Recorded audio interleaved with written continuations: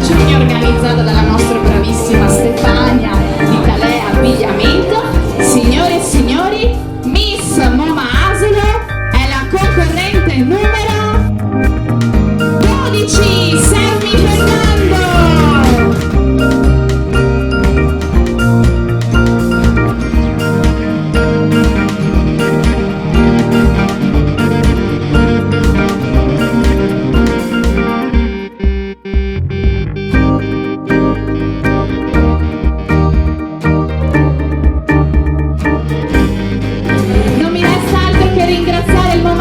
Per averci ospitato, lo staff Dario C per il supporto, ringrazio tutti gli sponsor della serata.